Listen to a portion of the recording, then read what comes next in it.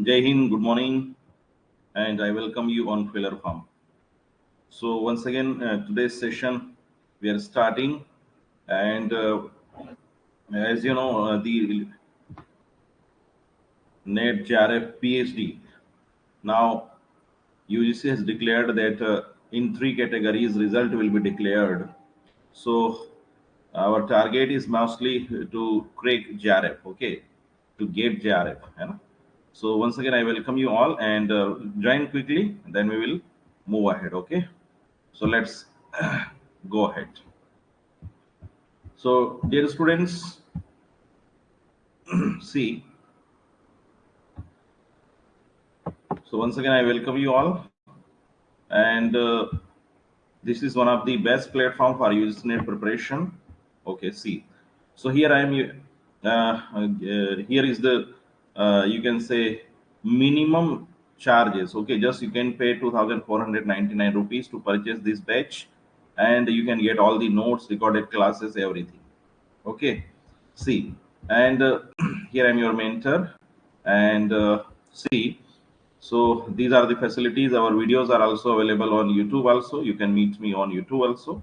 And if somebody wants to get, if any new candidate is watching us on YouTube, etc., and wants to get complete notes, complete class, then you can uh, use this code Dinesh10, and using this code you can get 10% off. Okay, see. So here is the faculty of Filler Farm, है ना? See. So these fifth unit is going on, and very soon we are going to complete it. And today we are going to discuss very important points. Okay, बहुत महत्वपूर्ण बातें हम आज करने वाले इसमें.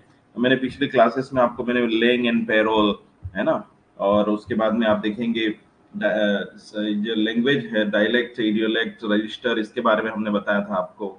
ठीक है, तो ये आपको पता होना चाहिए, छोटी छोटी बातें हैं जिसको हमने देखा था. ठीक है, आज हम बात करने वाले हैं सिंक्रोनिक और डाइक्रोनिक लैंग्वेज की. यस्टरडे, है ना, synchronic and diachronic approach. What is synchronic and diachronic approach? Let us discuss. What is synchronic and diachronic approach? So once again, confirming my audio, video, everything is fine. Then we will move ahead. ठीक है. तो here आपको बता दें synchronic approach क्या है. See, wait.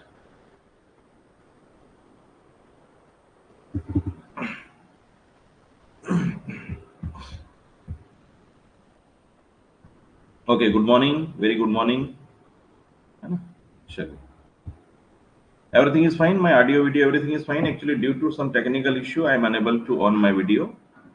So my voice, audio, everything is fine.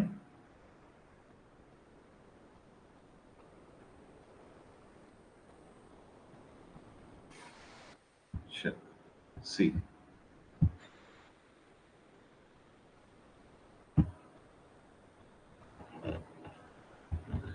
So synchronic versus diachronic approach. What is synchronic and what is diachronic approach? Okay. See. इसमें क्या है देखिए. फर्स्ट ऑफ ऑल हम जब देखें,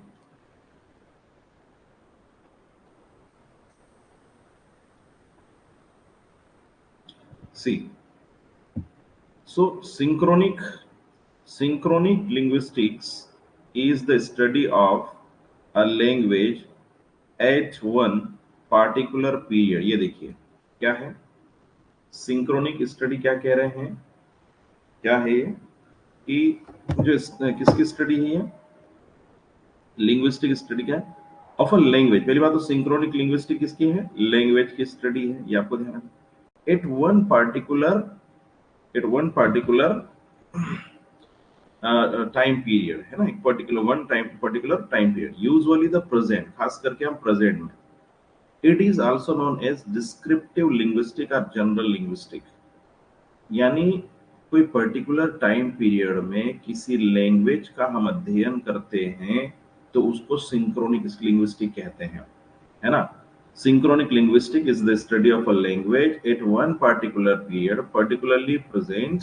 it is also known as descriptive linguistic या general linguistic भी इसको कहा जाता है. ठीक है, कि क्या है कि सिंक्रोनिक लिंग्विस्टिक्स की हम बात करें तो इसमें सिंक्रोनिक लिंग्विस्टिक स्टडी, देखिए, synchronic linguistic study is the study of a language at a particular time. बिल्कुल, की फैक्ट हम देखें तो पहला तो क्या है ये कि ये जो है language at a particular time, आपको देखेंगे ये पर्टिकुलर टाइम जो है उसमें रहेगा, है ना, पर्टिकुलर टाइम। यहाँ पर आप देखेंगे तो synchronic synchronistic linguistic is the study of a language at a particular time. दूसरा आप देखेंगे इन कंट्रास्ट डाइक्रोनिक लिंग्विस्टिक्स, दूसरी तरफ हम डाइक्रोनिक लिंग्विस्टिक की बात करें तो studies the development of a language over time. ये देखिए दो बातें आपको यहाँ पर अच्छे से समझ लेना है, यानी study of a language at a particular time, यानी जैसे हम आज देखें जैसे 21वीं सदी में लैंग्वेज का क्या डेवलपमेंट हुआ, क्या क्या नई टर्मिनोलॉजी आई, ये इस पर्टिकुलर टाइम में, या हम देखेंगे कि ये पिछले 10 साल में क्या विकास हुआ, पिछले 20 साल में 15 साल में क्या डेवलपमेंट हुआ, हम ये देखेंगे, है ना। तो ये हुआ आपका सिंक्रोनिक। लेकिन diachronic linguistics development of over the time, पिछले है ना 300-400 साल में भी, है ना, पिछले है ना हजारों साल में लैंग्वेज कहाँ तक डेवलप हुई। तो जब हम ओवरऑल टाइम पीरियड की बात करेंगे, ओवरऑल टाइम पीरियड की, तो वो डाइक्रोनिक होगा।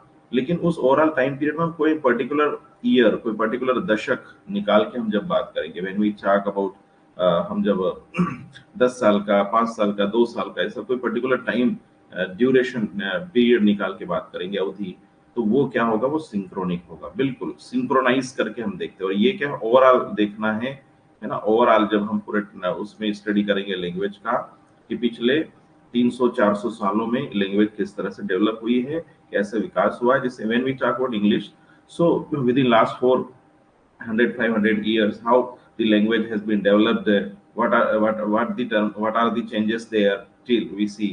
और अब पर्टिकुलर अभी पिछले अभी कुछ हम देखें पिछले 10 years में, अभी कोई टाइम पर्टिकुलर टाइम पीरियड में हम बात देखें कि सिर्फ 10 साल में कितना हुआ, तो ये सिंक्रोनिक स्टडी हो जाएगा, ओवरऑल डेवलपमेंट डायक्रोनिक। और जब हम उसको पर्टिकुलर टाइम पीरियड में पढ़ेंगे तो सिंक्रोनिक होगा।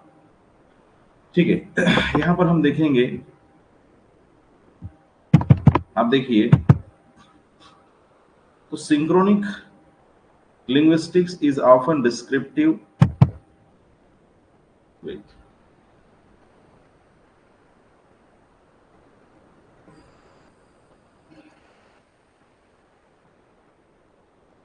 ठीक है,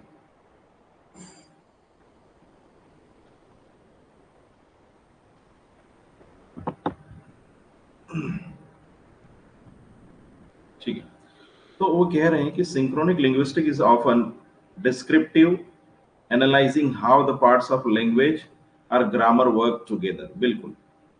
तो जो सिंक्रोनिस्टिक लिंग्विस्टिक है उसमें हम क्या करते हैं, डिस्क्रिप्टिव होता है, उसमें हम ये देखते हैं कि जो पार्ट्स ऑफ लैंग्वेज है, यानी ये आप कह सकते हैं कि जो ग्रामर है इंग्लिश की या कोई भी एनी एनी अदर लैंग्वेज, हम बात सिर्फ इंग्लिश की नहीं कर रहे क्योंकि I am teaching English, so we talk about English.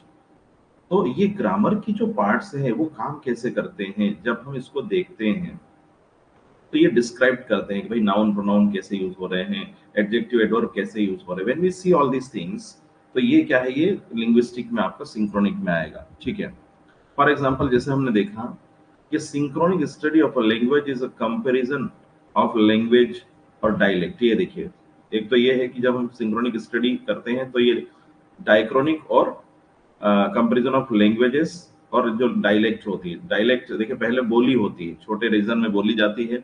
When a dialect is started using all around the world, है ना, it started using for maximum, it started reaching to the maximum people, then it becomes language.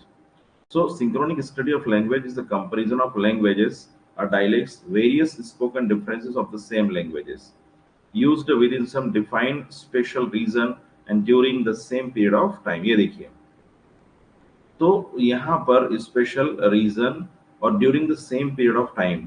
आप यहाँ पर देखेंगे, मान ली English language जैसे England में थी, आपको बता दें, मान लें ये इंग्लैंड रहा है, तो इंग्लैंड के ईस्ट वाले जोन में कहीं पर डायलेक्ट के रूप में प्रचलित थी, है ना, इंग्लिश बहुत छोटे स्तर पे डायलेक्ट यानी बोली। लेकिन धीरे धीरे धीरे ये पूरे इंग्लैंड में फैली, और इंग्लैंड में फैलने के साथ में ये इंग्लिश जो है पूरे ऑल ओवर द वर्ल्ड में फैल गई। तो भैया ये जो जब है ना, तो यहाँ पर हम लोग क्या करते हैं जनरली, हम तुलना करेंगे हम, है ना, उस डायलेक्ट से, ये पूरे ऑल ओवर में जो फैली है इंग्लिश, इसका अभी यहाँ क्या परिवर्तन आया। इस पर्टिकुलर रीजन में जब इंग्लिश थी 400-500 साल पहले तक, या जो भी उसके पहले भी, वो वहां पर जो आप कह सकते हैं कि वहां पर जो है क्या परिवर्तन आया। तो इस ओवरऑल लैंग्वेज को हम यहाँ पर तुलना करेंगे इस टाइम पीरियड में। तो डायलेक्ट वगैरह से हम देखेंगे कि क्या अंतर आया उस रीजन में आज की लैंग्वेज में और वहाँ की, है ना। तो synchronistic view look at a language as if it is static and not changing. हम ये देखने का प्रयास करते हैं कि ये स्टैटिक है एंड नॉट चेंजिंग, कोई कोई परिवर्तन नहीं हुआ है। Languages continually evolve, though it's slow enough that people don't notice it much while it's happening। है ना, कहने का मतलब ये है कि लैंग्वेजेस परिवर्तनशील है, इवॉल्व होती है, और हम देखते हैं कि लेकिन इसमें पता नहीं चलता है कि क्या क्या परिवर्तन होता है, धीरे धीरे उसमें परिवर्तन होते रहता है। The term was coined by Swiss linguist Ferdinand de Saussure. बिल्कुल, जो सिंक्रोनिक टर्म है किसने दिया था, है ना, जो सिंक्रोनिक टर्म है ये दिया था Swiss linguist Ferdinand de Saussure ने दिया है, Swiss linguistic Ferdinand de Saussure ने दिया है। The term was coined by Swiss linguist Ferdinand de Saussure. The other is, ये देखिए दूसरी तरफ हम देखें, दूसरी तरफ हम देखें, the other is diachronic linguistic. तो आपको समझ में आ गया होगा कि जब हम उसको पर्टिकुलर सिंथेसाइज करके हम जब पढ़ते हैं किसी, है ना, सिंथेसाइज करके, जैसे आप देखेंगे इस टाइम पे ये पूरे ओवरऑल इंग्लिश है, लेकिन हमने यहाँ पर्टिकुलर टाइम पीरियड में हमने स्टडी की, तो वो हो गया आपका आप कह सकते हैं कि वो सिंक्रोनिक है। डाइक्रोनिक में क्या होगा, which is the study of language through periods of time in history. ये देखिए, बिल्कुल, है ना, आप देखिए यहाँ पर हम देखें, मान लें, है ना, 1000 से लगा के, बीसी से लगा के 2024 या 2000, है ना, 2000 तक मान लें, 1000 साल में लैंग्वेज किस तरह से डेवलप हुई। तो ऐसा पूरा पीरियड ऑफ टाइम जब हिस्ट्री का पूरा हिस्टोरिकल पार्ट देखते हुए हम देखें, तो ये क्या होगा, ये डायक्रोनिक स्टडी होगी। लेकिन हमने देखा कि केवल ये 2000 वाले पार्ट में, इस पर्टिकुलर टाइम पीरियड में, और वो भी उसमें जो पुरानी जहां से लैंग्वेज डेवलप हुई है, उस पर्टिकुलर टाइम पीरियड में क्या चेंजेस आए हैं, क्या है, सिंथेसाइज करके हम सारगर्भित रूप से देखें तो वो सिंक्रोनाइज है। तो यहाँ पर क्या, डाइक्रोनिक में study of language through periods of time in history, ये ध्यान रखना है। The first looks at a snapshot of a language. बिल्कुल, फर्स्ट मतलब जो सिंक्रोनिक स्टडी है वो केवल एक तरीके से स्नैपशॉट को देख रहा है। स्नैपशॉट यानी एक फोटोग्राफ, एक पेज पेपर देख रहा है of a language, and the other studies it's evolution like a frame of film और अ मूवी, है ना। बिल्कुल, आप कह सकते हैं कि जो सिंक्रोनिक स्टडी है वो केवल स्नैपशॉट है ना, एक फोटोग्राफ है, उसको हम निहार रहे हैं। और जो डाइक्रोनिक है वो डाइक्रोनिक में पूरा क्या है, पूरा इवोल्यूशन है ना, यानी एक तरीके से पूरा एल्बम हम देखते हैं, पूरी फिल्म हम देखते हैं, पूरी मूवी हम देखते हैं। आप ये कह सकते हैं कि सिंक्रोनिक स्टडी जो है, सिंक्रोनिक आपका ट्रेलर है ना, और जो डाइक्रोनिक है वो पूरा फिल्म है, मूवी है ना। आई होप यू अंडरस्टैंड, ठीक है। वेट,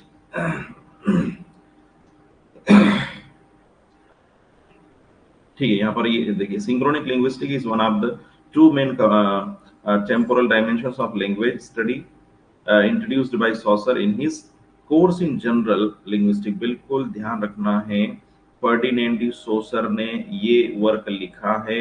हालांकि आफ्टर डेथ इनका पब्लिश हुआ है, जो ये बच्चों को, स्टूडेंट्स को, he used to teach in college and used to make the notes for the students. So after his death, posthumously, this work has been published. ठीक है, the notes have been taken from the different students and collected, and then it is published as course in general linguistics। ध्यान रखना। So course in general linguistics, it was published in 1916। Remember, this work is written by Saussure। You have to remember, this work is written by Saussure, course in general linguistics, and in this publication, in this work, course in general linguistics, Saussure discusses about synchronic linguistics and diachronic linguistics। I hope you understand। The first looks यानी जो synchronic है वो बिल्कुल snapshot है, और ये frame है, आपको ध्यान रखना है। ये वर्क बिल्कुल स्टार है, याद रख लेना। ये आपको ध्यान रखना है। पहली बात तो ये कॉन्सेप्ट किसने दिया, ये कॉन्सेप्ट दिया है फर्डिनेंड डी सॉसर ने, और नाम है कोर्स इन जनरल लिंग्विस्टिक्स, 1916 में आया है। ठीक है, ध्यान रखना है। फिर अब देखिए, for example analysing the word order in sentence, देखिए क्या कह रहा है, analysing the word order in sentence in old English only would be a study of synchronistic linguistics। बिल्कुल, अब ये एग्जाम्पल देखिए, मैक्सिमम एग्जाम्पल के थ्रू में समझाने का प्रयास, I am trying to explain each and everything through maximum example so that you can have good ideas. यानी किसी ओल्ड इंग्लिश में वर्ड ऑर्डर क्या था, जैसे आज का वर्ड ऑर्डर क्या है, सब्जेक्ट वर्ब ऑब्जेक्ट हम पढ़ते हैं, उसमें वर्ड ऑर्डर क्या फॉलो करते हैं, सब्जेक्ट वर्ब ऑब्जेक्ट को हम फॉलो करते हैं। तो ओल्ड इंग्लिश में जो वर्ड ऑर्डर था वो कैसे था, क्या यही था या और कुछ चेंजेस था उसमें। तो उस वर्ड ऑर्डर को हम जब सेंटेंस में ओल्ड इंग्लिश में स्टडी करते हैं, पर्टिकुलर टाइम पीरियड में हम स्टडी करेंगे ना, ओल्ड इंग्लिश में जाकर के वहीं पर हम देखेंगे, है ना, यानी आज 1000, है ना, यहाँ पर उस पर्टिकुलर टाइम पीरियड में क्या था, तो बस वहीं का हम देखेंगे, तो वो क्या हो जाएगा, सिंक्रोनिक लिंग्विस्टिक होगा। if you look at how word है ना, यहाँ पर देखिए, if you look at how word order changed in a sentence from old English to middle English and now to modern English, that would be diachronic study। इससे अच्छा example नहीं हो सकता। सी हमको वर्ड ऑर्डर की बात करना है, आपको ध्यान रखना है, हमको जो हमारा वर्ड ऑर्डर है सेंटेंस में उसको देखना है। अगर हम वर्ड ऑर्डर को ओल्ड, है ना, ओल्ड इंग्लिश में हम देखेंगे केवल क्या रहा था, तो ये पर्टिकुलर टाइम पीरियड है, तो ये होगा क्या, synchronic study.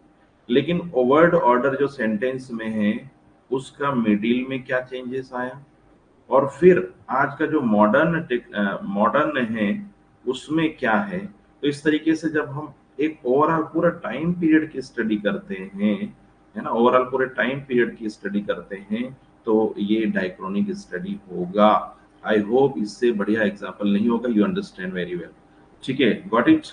So again see, word order in a sentence in old English only would be a study in synchronic linguistics। ठीक है, how word order changed in a sentence from old English to Middle English and how now to modern English, that would be diachronic study। ठीक है, चलिए, synchronic studies look at what associates with what। ये देखिए, synchronic studies look at what associates with what, how parts interact at any given time। ये देखिए, है ना, जिससे जो मतलब किस तरीके से जो पार्ट्स है वो कैसे इंटरेक्ट करते हैं, कैसे हैं, इंटरेक्ट करने का मतलब किस तरीके से वो एक दूसरे के साथ में यूज होते हैं, उसकी स्टडी करते हैं। Diachronic studies look at what causes, है ना, what and how things change over time. ये देखिए, बिल्कुल इसमें सिंपल सी बात ये है कि क्या चीजें एक दूसरे के साथ कैसे एसोसिएट है, उस पर हम देखते हैं सिंक्रोनिक में, और इसके क्या कारण हैं, है ना, और क्या चेंज हुआ है ओवर द टाइम, ये डायक्रोनिक है। बिल्कुल आपको ध्यान रखना है। जैसे हम देखें, synchronic linguistic is descriptive linguistics. क्या है ये, descriptive linguistics, such is the study of how parts of a language, जैसे मॉर्फ्स है या मॉर्फिम्स हैं, combine to form words and phrases and how proper syntax gives a sentence meaning. ये synchronic linguistics है, किस तरीके से वो एक दूसरे से एसोसिएट है। मॉर्फ्स मतलब बिल्कुल स्मॉलेस्ट यूनिट ऑफ वर्ड, आपको ध्यान होगा, है ना, सबसे छोटा मीनिंग।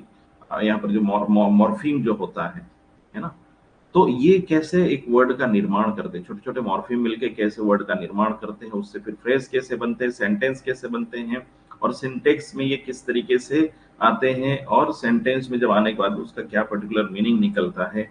तो इस तरीके से हम सिंक्रोनिक स्टडी में हम देखते हैं।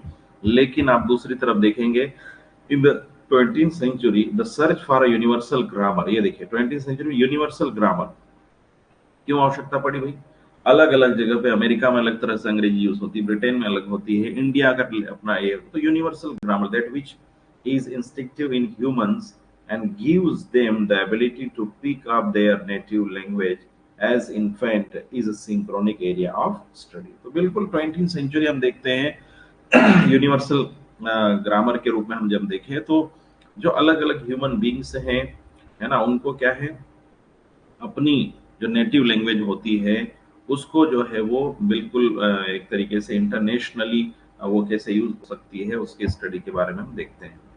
स्टडीज ऑफ इसका कारण ये है, उसका कारण ये है क्यों हम ऐसा करना चाह रहे हैं, यूनिवर्सल ग्रामर डेवलप क्यों करना चाह रहे हैं, क्योंकि बहुत सारी भाषाएं विलुप्त हो रही है संसार में, बहुत सारी भाषाएं विलुप्त हो रही है because of lake of knowledge, है ना। किस तरीके से बहुत सारी भाषाओं ने अपना क्या है कोई रिटर्न फार्मूला तैयार नहीं किया, उसके कारण बहुत सारी भाषाएं आगे पीढ़ियों में ट्रांसफर नहीं हो पाई और विलुप्त हो रही है। जैसे studies of dead languages, dead is मतलब जो विलुप्त भाषाएं कैन बी सिंक्रो, है ना, सिंक्रोनिक, है ना, जो डेड भाषाएं हैं, जो डेड मतलब धीरे धीरे विलुप्त हो रही है, उन भाषाओं की स्टडी क्या कहलाएगा, synchronic. As by definition they are no longer spoken, no native or fluent speaker, है ना, not evolving and are frozen in time. बिल्कुल, तो क्या हुआ कि इसमें नेटिव स्पीकर भी नहीं बचे हैं, फ्लुएंट स्पीकर भी नहीं बचे हैं, और ये जो है इसकी स्टडी को जब हम करेंगे कि किस तरह से ये विलुप्त होने जा रही है, और इसका जो है हम देखें कि इसका क्या किया जा सकता है, क्या लैंग्वेज हो सकती है, क्या टर्मिनोलॉजी हो सकती है, तो उसकी स्टडी हम पर्टिकुलर लैंग्वेज की बात करें तो सिंक्रोनिक होगा। तो इस तरीके से हमने देखा कि जो सिंक्रोनिक और जो डाइक्रोनिक है, तो सिंक्रोनिक क्या है, बिल्कुल सिंक्रोनाइज करके स्टडी करते हैं हम लोग, और जो डाइक्रोनिक है वो ओवरऑल स्टडी की बात करता है। ठीक है, आई होप यू अंडरस्टैंड।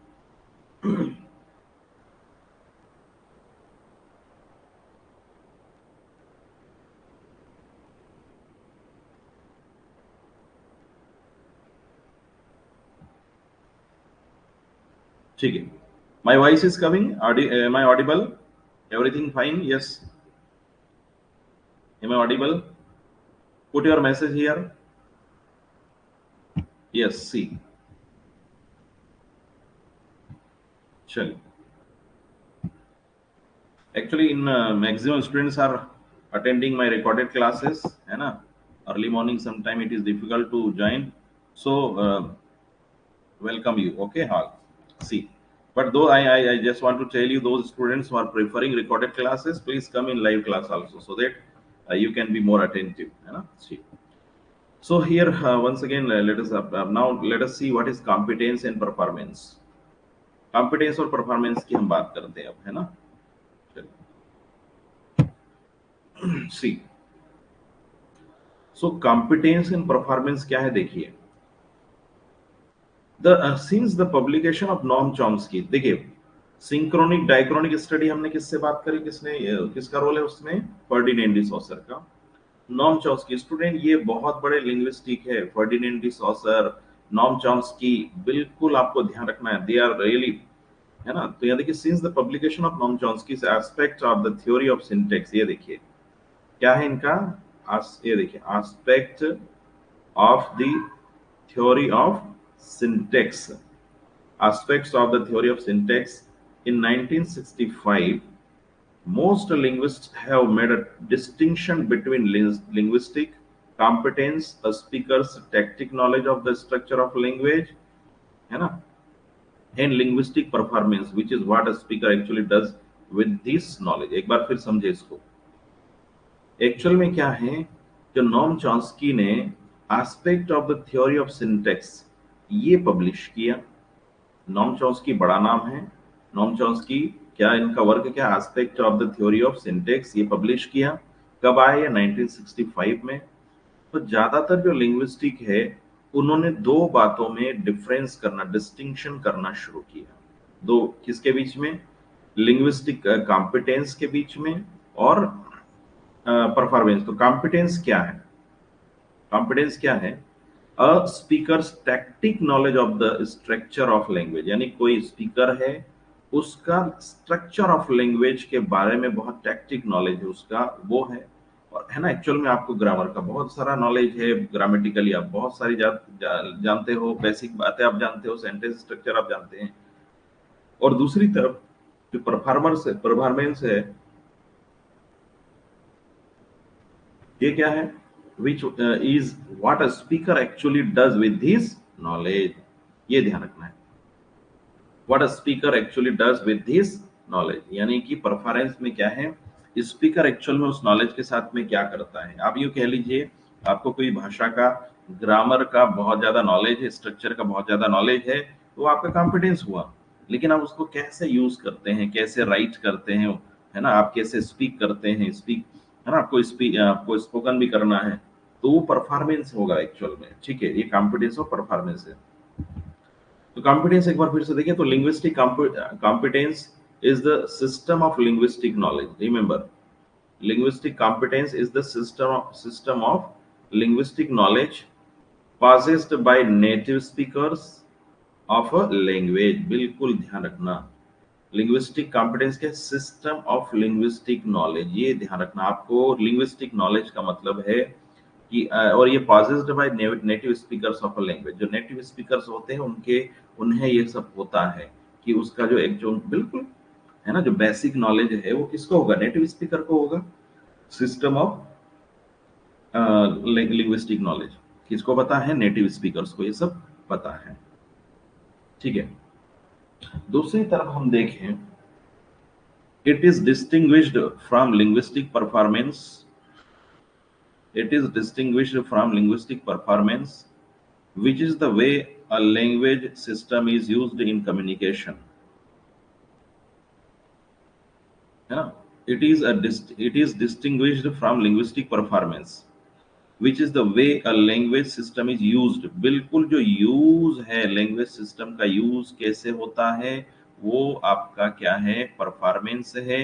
और उसका लैंग्वेज का आपको जो नॉलेज होता है वो आपका कॉम्पिटेंस है। ध्यान रखना, आपको किसी लैंग्वेज के ग्रामर रूल्स, नियम्स, है ना, सिंटेक्स, फार्मूला, स्ट्रक्चर सब पता है, वो आपका कॉम्पिटेंस है।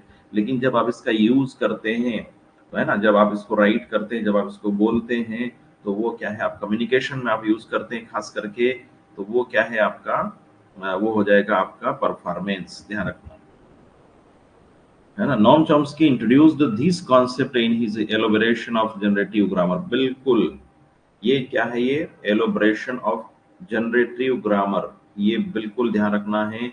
ये जनरेटिव ग्रामर का कॉन्सेप्ट दिया नॉम चॉम्स्की ने, where it has been widely adopted and competence is the only level of language that is studied। ठीक है, तो नॉम चॉम्स्की का अपना एक कॉन्सेप्ट आया था जनरेटिव ग्रामर, जहां पर क्या है, इसको बहुत ही वाइडली अडॉप्ट किया गया था और कॉम्पिटेंस बहुत हाई लेवल है ना, जहां पर अध्ययन किया जाता है। According to Chomsky, Noam Chomsky क्या कह रहे हैं, competence is the ideal language system. ध्यान रखना, है ना, कॉम्पिटेंस क्या है, बिल्कुल ध्यान रखना, कॉम्पिटेंस क्या है, आइडियल लैंग्वेज सिस्टम। कॉम्पिटेंस क्या है, ideal language system that enables speakers to produce and understand an infinite number of sentences in their language। बिल्कुल, आपका जो है लैंग्वेज सिस्टम, आपका आइडियल लैंग्वेज सिस्टम आपको पता है, जो स्पीकर्स को क्या बनाता है, to produce and understand an infinite number of sentences in their languages. तो आपको सिस्टम पता है, स्ट्रक्चर पता है, तो आप क्या है, number of sentences you will be making, ठीक है। And to distinguish grammatical sentences from ungrammatical sentences, ये देखिए। और फिर जब आप जो ग्रामेटिकल सेंटेंस होते हैं और अनग्रामेटिकल सेंटेंसेस के बीच में डिफरेंस करने के लिए हमें, है ना, ये दिखाता, इनेबल करता है। नाउ पे me attention, you know many grammatical portion of a language, especially when we talk about English, you understand many more grammatical rules, but when you start speaking, जब आप बोलते हैं, क्या हम लोग पूरा ग्रामेटिकल बोलते हैं? हिंदी की बात करिए, हम when we speak, when we know Hindi, we know all the Hindi grammar, है ना, but when we speak in Hindi, जब हम हिंदी बोलते हैं, तो क्या हम जो है सारे ग्रामर का फॉलो करते हैं? No, we don't follow some time, है ना। मोस्टली जब हम परफॉर्म करते हैं, है ना, हमें कॉम्पिटेंस तो बहुत है, ग्रामर का नॉलेज बहुत है, लेकिन हम परफॉर्मेंस उतना इफेक्टिव, कितना ग्रामेटिकल कर पाते हैं, तो ये जो है ये थोड़ा सा रहता है।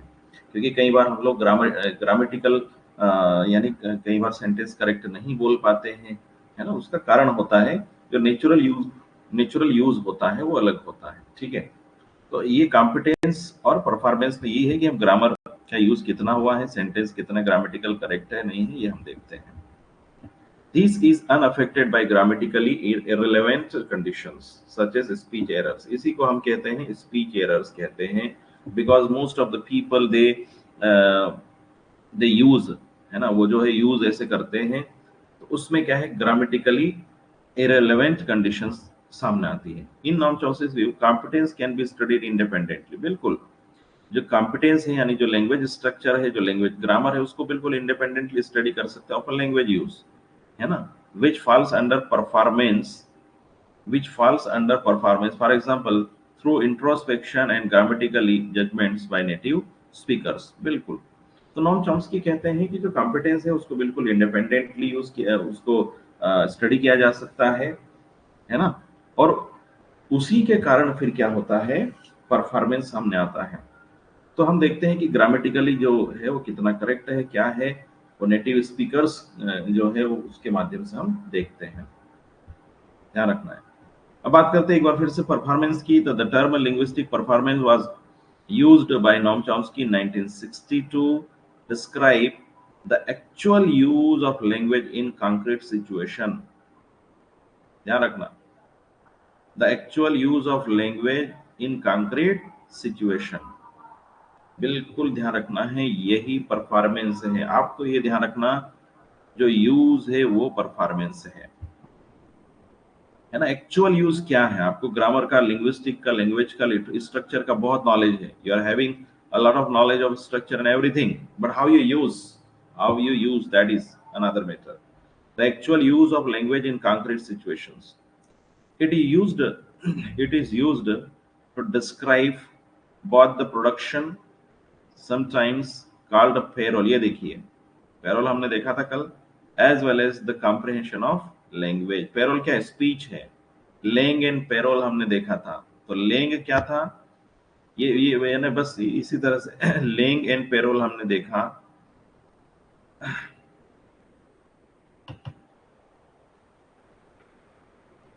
है ना. लेंग क्या है, लेंग जो होता है वो लैंग्वेज है, स्टडी ऑफ लैंग्वेज, है ना. स्ट्रक्चर और पैरोल क्या, स्पीच है. तो सेम है, परफॉर्मेंस पैरोल है, और यहाँ पर जो है कॉम्पिटेंस क्या है, लेंग है. ये स्टडी वी हैव सीन. तो ये देखिए, ये as well as the comprehension of language. तो ध्यान रखना यहाँ पर क्या है, बेसिकली ये जो लेंग है और पैरोल है, एक तरीके से उसी की स्टडी है.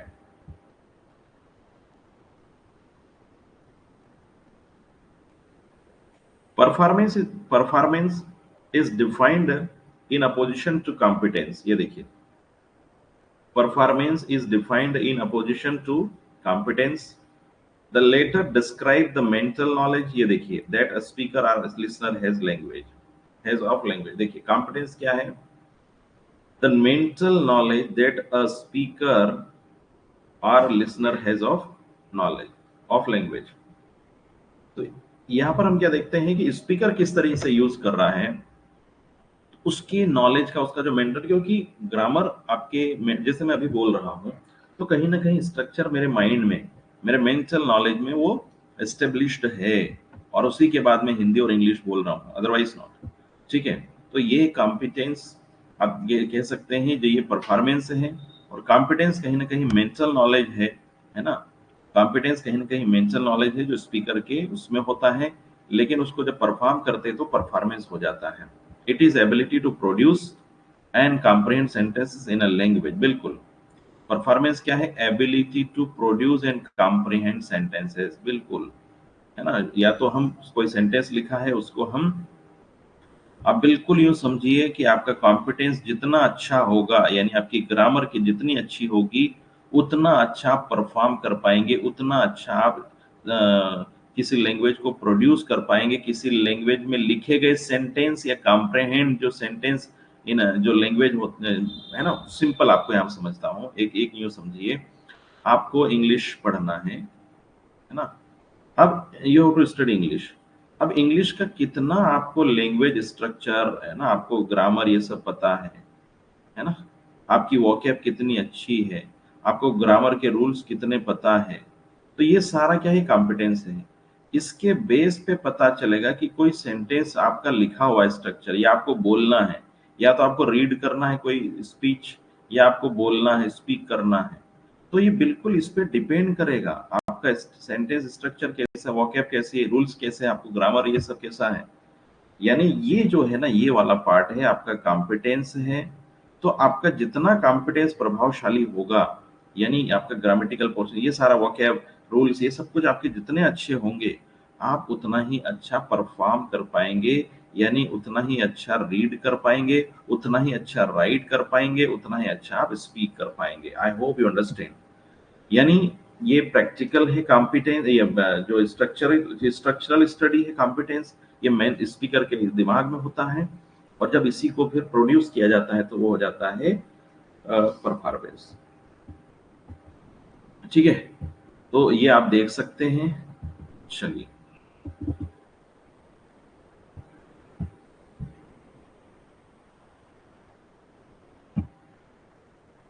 सी, चल, तो वी हैव सफिशिएंट टाइम, इसको भी हम कर लेते हैं। एक बार हम पढ़ चुके हैं मेथड्स ऑफ,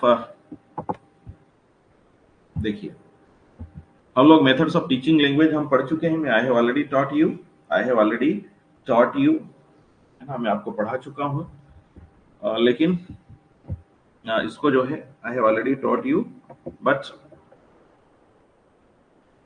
देखिए इसमें जो है the following is the chronology of ELT, English language teaching, है ना। ईएलटी यानी इंग्लिश लैंग्वेज टीचिंग, क्योंकि हम बात कर रहे हैं टीचिंग लैंग्वेज, तो लैंग्वेज में किसकी बात कर रहे हैं, हम इंग्लिश की। एक बार पढ़ चुके हैं हम स्टार्टिंग में, लेकिन वापस फिर से एक बार क्विक रिवीजन के साथ में इसको हम देख लेते हैं। कौन कौन से ऐसी मेथड है, ग्रामर ट्रांसलेशन मेथड है, डायरेक्ट मेथड है, द ऑडियोलिंगुअल मेथड है, द साइलेंट वे है, डिसजेस्टोपीडिया है, कम्युनिटी लैंग्वेज हियरिंग है, टोटल फिजिकल रिस्पॉन्स है, कम्युनिकेटिव लैंग्वेज है ना। These all are the. अब द ग्रामर ट्रांसलेशन मेथड है, इसको देखते हैं क्विकली, हम देखते हैं तो क्या है। The grammar translation method is a method of teaching foreign languages derived from the classical method of teaching Greek and Latin। ये देख चुके हम, जो ग्रीक और लेटिन को पढ़ाने का तरीका था वही ग्रामर ट्रांसलेशन मेथड भी है। इसका सीधा सीधा ये फॉरेन लैंग्वेज को पढ़ाने का एक तरीका है। इसमें क्या होता है, ध्यान रखना, इसमें क्या होता है, through this method students learn grammatical rules. बिल्कुल आपको ध्यान रखना, पहले क्या करते हैं स्टूडेंट, बिल्कुल ये आपको ध्यान रखना है कि पहले स्टूडेंट क्या करते हैं, ग्रामेटिकल रूल्स सीखते हैं, है ना। ग्रामर ट्रांसलेशन आप देखिए ना, उसका नाम से ही वो है, आप देखिए, है ना, आप देख सकते हैं, ये देखिए ग्रामर ट्रांसलेशन, तो पहले ग्रामर सीखेंगे भैया, और फिर वो अब सेंटेंस को ट्रांसलेट करेंगे उनके अपने लैंग्वेज में जिसको समझना है। तो students learn grammatical rules and then apply those rules by translating sentences between the target language and the native language. Simple सी बात है, हम लोग जो हमारी टारगेट, जैसे हमारी टारगेट लैंग्वेज क्या है, इंग्लिश है, और हमारी नेटिव लैंग्वेज या हमारी जो लोकल लैंग्वेज है वो कौन सी है, हिंदी है, ध्यान रखना, है ना। ये टारगेट लैंग्वेज है और ये नेटिव लैंग्वेज है। तो यहाँ पर क्या करते हैं हम, जो पहले हम सबसे पहले क्या करेंगे, इंग्लिश हमको जो सीखना है, टारगेट जो लैंग्वेज है उसके पूरे ग्रामर रूल्स पढ़ेंगे, सब कुछ करेंगे, और फिर हम स्ट्रक्चर के माध्यम से हिंदी में उसको समझेंगे, या हिंदी के सेंटेंस को फिर वहां पर ट्रांसलेट करेंगे उस स्ट्रक्चर को फॉलो करके। सो ये आपको ध्यान रखना है कि जो ग्रामर ट्रांसलेशन में पहले ग्रामर सीखते हैं, रूल्स सीखते हैं, और फिर उसको ट्रांसलेट करते हैं नेटिव लैंग्वेज में समझने के लिए। It originated from the practice of teaching Latin. The method has been rejected by scholars and has no theoretical basis। बिल्कुल, ये लेटिन जो पढ़ाने का जो प्रैक्टिस होती थी वहां से इसको लिया गया है ना, आपको बता दें। और लेकिन स्कॉलर्स ने इसको जो है बिल्कुल रिजेक्ट कर दिया, ये ध्यान रखना है। तो पहले इसमें ग्रामर ट्रांसलेशन में पहले ग्रामर सिखाई जाती है और फिर जो है ट्रांसलेट करके नई लैंग्वेज। डायरेक्ट मेथड में क्या होगा, डायरेक्ट में सीधा कोई ग्रामर सीखने की आवश्यकता नहीं, you don't need to learn the grammar etc, you have to start, suppose you have to start speaking English, so you will be first you, जैसे आपको suppose you have to become a speaker of English, you are learning spoken English, so first you will be taught grammar rules etc, and then you gradually started speaking। लेकिन direct में क्या होगा, आप सीधे बोलना शुरू कर देते हैं, कोई ग्रामर सीखने की आवश्यकता नहीं है। So the direct method of teaching is called is also called the natural method. इसको बोलते हैं natural method of teaching foreign languages. Foreign language को पढ़ाने की नेचुरल मेथड है ये।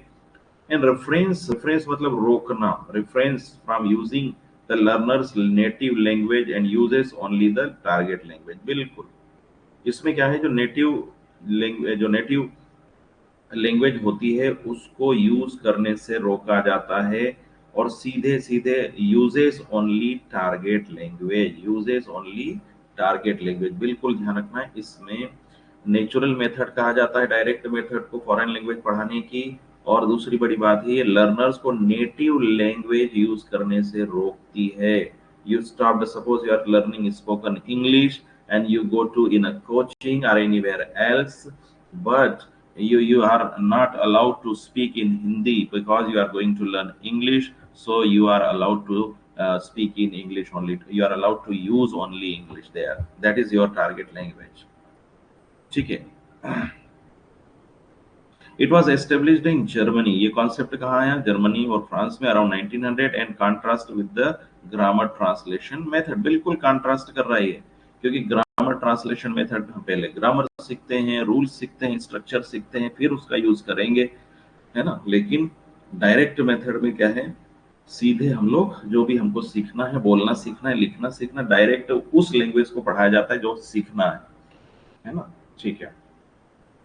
कैरेक्टरिस्टिक्स क्या है भैया डायरेक्ट मेथड की, teaching concept and vocabulary through pantomiming real life object. कैसे, फिर कैसे पता चलेगा, कैसे डायरेक्ट ऑफ सीखिंग, तो रियल लाइफ एग्जांपल है ना, उसको विजुअलाइज करके पढ़ाया जाता है। Materials teaching grammar by using an inductive approach. Inductive approach इसमें अपनाई जाती है। कैसे, क्या इंडक्टिव क्या होता है, having learners find out rules through the presentation of adequate linguistics forms in the target language. बिल्कुल, इसमें क्या है, जो लर्नर्स होते हैं उन्हीं को कहा जाता है कि आप ये जो स्पीच आपने पढ़ा, ये जो आपका है ना सेंटेंस है, इसमें से खुद ही रूल्स ढूंढिए, खुद ही आप रूल्स ढूंढिए, है ना, और टारगेट लैंग्वेज में उसको मतलब जो है आपको समझना है। तो अब जब सेंटेंस पढ़ेंगे खुद ही रूल्स, भाई सब्जेक्ट आ रहा है, उसके बाद वर्ब आ रही, कौन सा आ रहा है, क्या आ रहा है, ये पहले जो भी है वो खुद ही रूल्स, क्या रूल, किस तरीके से स्ट्रक्चर आ रहा है सेंटेंस, है ना। आपको एक पर्टिकुलर टाइप का सेंटेंस बनाना है, जिस आपसे कहा कि आपको वहां जाने की आवश्यकता नहीं, you did not to go there. अब ये सेंटेंस है, you did not to go there, you did not to drink water, you did not to study alone, you did not to waste your time. ऐसे अनेकों sentence, एक approach, एक particular हमने देख लिया और हम सीखना स्टार्ट कर देते हैं। Centrality of spoken language, focus on question answer patterns. बिल्कुल क्वेश्चन आंसर पैटर्न पे फोकस है। The techniques used in this method are question answer exercise, dictation, reading out loud. ये सारी टेक्निक है ना इसमें डायरेक्ट मेथड में। क्या क्या है, क्वेश्चन आंसर सेशन होगा, डिक्टेशन होगा, रीडिंग आउट लाउड बोल बोल के पढ़ना है, स्टूडेंट सेल्फ करेक्शन भी है, कहाँ गलती कर रहे हैं हम खुद ही करेक्शन करें, कन्वर्सेशन प्रैक्टिस होगी, बार बार ज्यादा कन्वर्सेशन होगा, और पैराग्राफ राइटिंग होगा, पैराग्राफ राइटिंग, है ना, ये बिल्कुल ध्यान रखना, पैराग्राफ राइटिंग। अभी देखिए ऑडियो लिंगुअल मेथड क्या है, ऑडियो लिंगुअल मेथड इसमें क्या है, आर्मी मेथड है ये न्यूयॉर्क मेथड, न्यू की मेथड भी कहते हैं। क्या रहता है इसमें, this method of teaching foreign language is based on behaviourist theory. ये क्या है, बिहेवियरिस्ट थ्योरी पर डिपेंड है, विच postulate that humans can train through a system of reinforcement। बिल्कुल ये मानती है बिहेवियरिस्ट थ्योरी कि ह्यूमंस को क्या है, किसी सिस्टम के थ्रू क्या ट्रेन किया जा सकता है, बिल्कुल किया जा सकता है। This method was similar to a direct method, like बिल्कुल ये वही डायरेक्ट मेथड की तरह ही है। Student should be taught a language directly. Direct method क्या कह रही है आपकी, कि student should be taught directly without using students native language to explain new words और grammar in the target language. बिल्कुल, तो ये क्या है, ऑडियो लिंगुअल मेथड की तरह ही स्टूडेंट को क्या है, सीधे सीधे लैंग्वेज पढ़ाई जाना चाहिए, है ना, without using the students native language, है ना, स्टूडेंट की नेटिव लैंग्वेज को यूज किए बिना, टू एक्सप्लेन न्यू वर्ड्स और grammar in the target language. आपको ध्यान रखना है ना, नेटिव लैंग्वेज को यूज करने की आवश्यकता नहीं है, सीधे सीधे जो टारगेट लैंग्वेज है उसी को सुनाया जाना चाहिए। ऑडियो लिंगुअल मेथड में हम और आगे देखें तो the only difference from the direct method is that this method does not focus on teaching vocabulary. बिल्कुल डायरेक्ट मेथड में थोड़ा बहुत वोकेबलरी पढ़ाने के ऊपर हम ध्यान देते हैं, लेकिन यहाँ पर आप देखेंगे तो इस पे जो है वोकेबलरी आदि पढ़ाने के ऊपर ध्यान नहीं देते। ऑडियो लिंगुअल में it doesn't require, we started just teaching. The behavioural psychology is developed by, ये बिल्कुल ध्यान रखना है, ये आपको छोटे छोटे कॉन्सेप्ट है ना। इस बिहेवियरल साइकोलॉजी किसने दी है? ये बी एफ स्किनर ने दिया है। B F Skinner was included in this method by Charles C. Fries. Remember Noam Chomsky, Ferdinand de Saussure, B.F. Skinner's behavioral psychology theory. These are asked in the examination also. In this method, skills are taught in following order. पहले ये बिल्कुल ध्यान रखना है, audio lingual में पहले क्या है? लिसनिंग पे ज्यादा फोकस होता है, लिसनिंग पे ज्यादा फोकस होता है, स्पीकिंग पे भी बहुत ज्यादा फोकस होता है, रीडिंग राइटिंग पे बहुत ज्यादा। तो ये टेक्निक फॉलो होती है। सबसे पहले क्या होता है? लिसनिंग होगा, फिर स्पीकिंग होगा, फिर रीडिंग होगा और फिर राइटिंग होगा। तो ये ऑर्डर फॉलो किया जाता है, ये ऑर्डर फॉलो किया जाता है ऑडियो लिंगुअल में। आप जितना लिसन करेंगे, as much as you listen you will improve, then start speaking and then reading and then writing. This is the practical way, and it is similar to direct method also, but in direct method we pay attention on vocabulary building also, but in this audio lingual we don't pay. See, this method of teaching foreign language is based on behaviorist theory, which postulates that human can train through a system of reinforcement. This method was similar to a direct method, like students should be taught. We have discussed already. It is just revising. Okay. चलिए ये पूरा revision है। Now the silent way of language teaching method was created by Caleb Gatigno that makes extensive use of silence as a teaching method. So but silence को उन्होंने teaching method बनाया है कैसे? Gatigno introduced this method in his 1963 book। क्या book का नाम है उनका? Gatigno का Teaching Foreign Language in Schools, The Silent Way। Book का नाम है, ध्यान रखना, बिल्कुल आपको ध्यान रखना है। Teaching Foreign Languages in Schools, The Silent Way. This book is written by Gatigno in 1963. You remember, it is usually regarded as an alternative language teaching method. क्या है? Alternative language teaching method भी इसको कहा जाता है। Silence is used as a tool to emphasize learners' autonomy. Silence is used as a tool to emphasize learners' autonomy and active students' participation. बिल्कुल, silence में क्या होता है?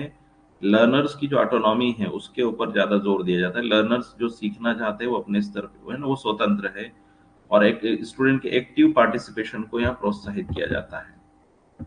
ठीक है। The teacher uses mixture of silence and gestures. बिल्कुल, silence और gestures का यूज करते हैं teacher to focus students attention to elicit response from them. बिल्कुल, है ना। इसका कारण है बहुत साइलेंट वे में लैंग्वेज का यूज करेंगे, जेस्चर का ज्यादा यूज करेंगे, है ना, और इसमें रिस्पॉन्स को बहुत ज्यादा उम्मीद से। आप देखिए बहुत सारे स्टूडेंट्स ऐसे जो सुन नहीं सकते हैं या देख नहीं सकते हैं, तो वहां पर भी ये साइलेंट वे देखने वाला देखना तो है, यहाँ पर देख नहीं पाएंगे, उनके लिए अलग से ब्रेल लिपि होती है।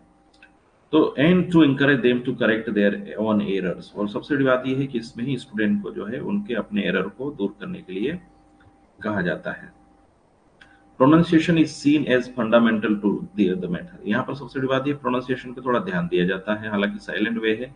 Evolution is carried out by observation and the teacher may never set a formal set. Observation, ये कौन कितना परफॉर्म कर रहा है, ये है ना, ये इवोल्यूशन का तरीका है मूल्यांकन करना हो तो। डिस सजेस्टोपीडिया में क्या देखा? Is a teaching method developed by Bulgarian psychotherapist. क्या नाम था? जॉर्जी लोजेनो। ये डेवलप किया है डिस सजेस्टोपीडिया में। इसमें क्या है? दे थ्योरी अप्लाइड, है ना, ये कहाँ के हैं? बुल्गारिया के, है ना। The study the theory applied positive suggestions in teaching and it's nowadays called D suggestive learning, है ना। तो इसको क्या आजकल नाउडेज डी सजेस्टिव लर्निंग भी इसको कह रहे हैं। क्या कहते हैं? The method for adults includes long sessions without movement and material that are appropriate for adults. बिल्कुल, इसमें क्या होता है? व्हाट हैपेंस, बड़े बड़े लंबे सेशंस लिए जाएंगे, किसके लिए? Adults includes long session without movement and materials, और इसमें कोई मटेरियल्स नहीं दिया जाएगा, मूवमेंट नहीं होगा, एक लंबे लंबे सेशन लेके इनको पढ़ा दिया जाएगा। ठीक है, इसका एक और है ना, ये खास करके this is appropriate for adults only, because student kids and the small child they are they don't catch these things, है ना। If you have been taught you have been taught for 20 hours, 30 hours, 40 hours, then it is difficult to catch, uh, ठीक है, for the students.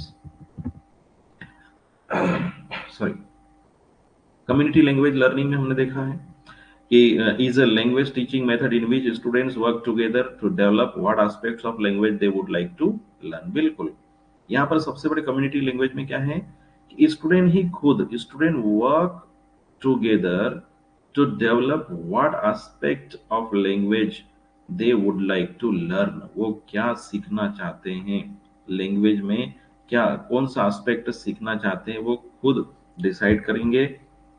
It is based on the counseling approach in which the teacher acts as a counselor and a paraphraser while the learner seen as a client and collaborator। बिल्कुल, यहाँ पर teacher counsellor की भूमिका में है और student client या कोलेबोरेटर की भूमिका में है, ध्यान रखना है। टोटल फिजिकल रिस्पॉन्स में क्या होगा, TRP TPR is a language teaching method developed by James Asher. बिल्कुल ध्यान रखना, किसने डेवलप किया इसको, जेम्स एशर ने डेवलप किया है। It is based on the coordination of language, ध्यान रखना है क्या है ये, कोऑर्डिनेशन ऑफ लैंग्वेज के ऊपर बेस्ड है एंड फिजिकल मूवमेंट के ऊपर बेस्ड है। In this method instructor gives commands to students, ध्यान रखना, instructors give commands to students in the target language. इसमें क्या आता है, टोटल फिजिकल, जो इंस्ट्रक्टर है या टीचर मान लीजिए आप, है ना, जो टीचर है वो स्टूडेंट को टारगेट लैंग्वेज में कमांड देता है and students respond with whole body actions। बिल्कुल, हम suppose you are learning English and I am teaching you English, so I am giving you command in English, whatever I am speaking, whatever sentence I am speaking, and the students are learners, they are responding with whole body actions, that is total physical response। I hope you understand, okay। So in this particular method, and students respond with their whole body actions, that is total physical response। I hope you understand। This method is an example of comprehension approach to language teaching। बिल्कुल, this method is example of comprehension approach to language teaching, and if you are teaching a language anybody to anybody, then it is really a comprehensive approach।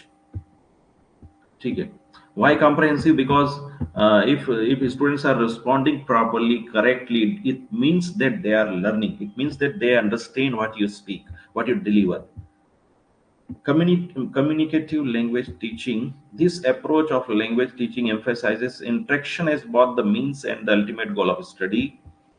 Classrooms activities used, देखिए in this approach क्या होता है, interaction के ऊपर बहुत ज्यादा जोर दिया जाता है। Communicative language, communicative means communication language, interaction is both the means and ultimate goal of study. Classroom activities used in communicative language teaching including the following. क्या क्या एक्टिविटीज होती, यहाँ पर देखिए इसमें क्या क्या एक्टिविटीज होगी, है ना, कम्युनिकेटिव लैंग्वेज में। इसमें बिल्कुल अल्टीमेट गोल, पहला देखिए role play, students role play in schools, it happens, है ना, it is basically it is implemented in the school also. Most of the students are given to role play, to play different role in the schools, generally the hero of our nation, and etc. Next, interviews, it is also communicative language teaching methods। Here these are the parts: information games, language exchanges, surveys, learning by teaching, all these things plays very all these you can say activities। Pair work means group, work together, है ना, they work together in a group। तो ये learning by teaching, पढ़ाते पढ़ाते सीखना, survey, all these things are communicative language teaching. It improves, you can say it encourages communicative language teaching। So I hope you understand, ठीक है। So I think we have discussed a lot today, okay, we have discussed a lot today, है ना, wait,